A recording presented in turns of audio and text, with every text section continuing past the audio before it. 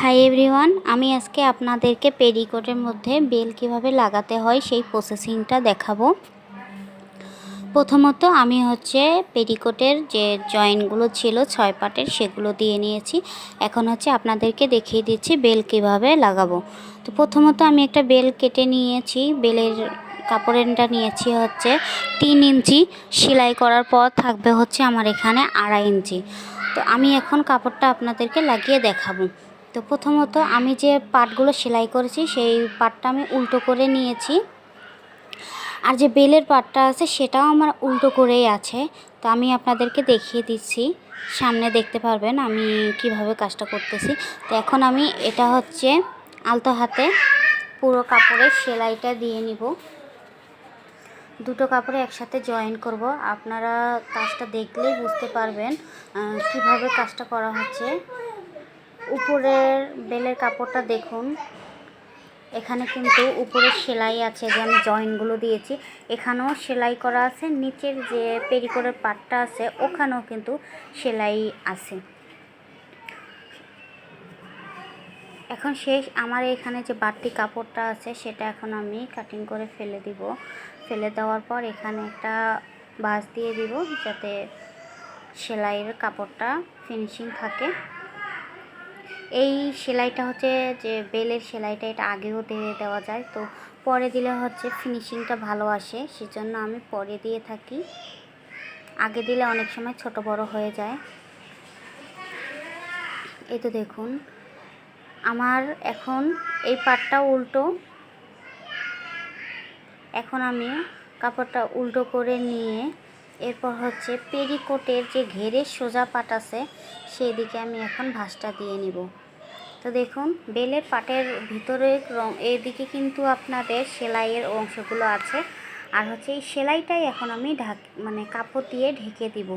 তো আমি আপনাদেরকে আরেকবার দেখিয়ে দেই যে সেলাইটা ঢাকার জন্যই এই বেলের পরের পাটটা লাগাতে হয়। তো আমি 1/2 ইঞ্চি কাপড় মুড়িয়ে নিয়ে একটু ভাঁজ দিয়ে এরপর সেলাইয়ের উপর কাপড়টা রেখে একটা করে সেলাই দিয়ে নিব।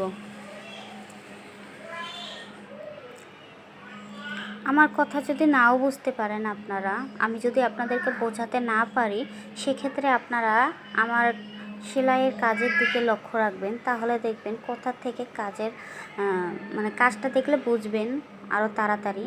যদি কাজের অসুবিধা হয় তাহলে কথাটা খেয়াল রাখবেন। দুটোই খেয়াল রাখা উচিত, কিভাবে আমি কাজটা করতেছি আর কি আমি বলতেছি, দুটোই খেয়াল রাখবেন। তো এখন দেখুন পেটিকোটের যে 6 পাট থাকে সেটাও সোজা, আর আমি যে বেলটা সেলাই করতেছি সেটাও এখন সোজাই আছে। দুটো সেলাই এখন ভিতর সাইডে রয়েছে। তো আরেকটা জিনিস খেয়াল রাখবেন, বেল লাগানোর সময় এই যে ভাঁজটা হয়ে যায়, তো কখনো আপনারা উপর সাইডের কাপড় টেনে ধরবেন না। নিচের যে কাপড়টা আছে সেলাইয়ের যে কাপড়টা আছে সেই কাপড়টা একটু টান রেখে উপরের কাপড়টা আলতো হাতে আপনারা বসিয়ে সেলাইটা করে নেবেন। উপরের কাপড় কখনোই আপনারা টেনে ধরবেন না, তাহলে কিন্তু আপনাদের বেলের ভাঁজ সোজা হবে না। তো এখন আমার প্রথম কাজটা শেষ। আমি এখন এখানে 2 সুতো বাদ রেখে আরেকটা সেলাই দিয়ে নিব। তো বেলের ক্ষেত্রে এখানে ডাবল সেলাই দিতে হয়, তো ডাবল সেলাই দিলে দেখতে ভালো হয়। সেলাই করার পর আমি আপনাদেরকে দেখিয়ে দিব যে ডাবল সেলাই দেওয়ার পর কেমন হয়েছে। এই সেলাইটা কিন্তু বেশি ফাঁকা দিলে ভালো লাগে না দেখতে, অল্প ফাঁকা রাখলেই সেলাইটা ভালো লাগে। খুবই সহজ। আর সবাই তো পেটিকোটে যে 6 পাটের সেলাইটা থাকে ঘেরের সেলাই, সেটা কিন্তু সবাই দিতে পারে, শুধু অনেকের সমস্যা হয় এই বেল সেলাই করতেই। তো আজকে আমি আপনাদেরকে দেখিয়ে দিলাম খুব সহজেই কিভাবে বেল লাগাবেন। এ তো কত সুন্দর হয়েছে দেখুন সেলাইটা। আমি কিন্তু বেশি ফাঁকা রাখিনি, সেলাই দুইটা মাঝখানে একটা সেলাই পড়তো, তো আমি দেখুন কতটুকু সেলাইয়ের ফাঁকা রেখে তারপর সেলাইটা দিয়েছি। তো ভিডিওটা ভালো লাগলে লাইক কমেন্ট শেয়ার করবেন। ফুল ভিডিও দেখার জন্য সবাইকে ধন্যবাদ।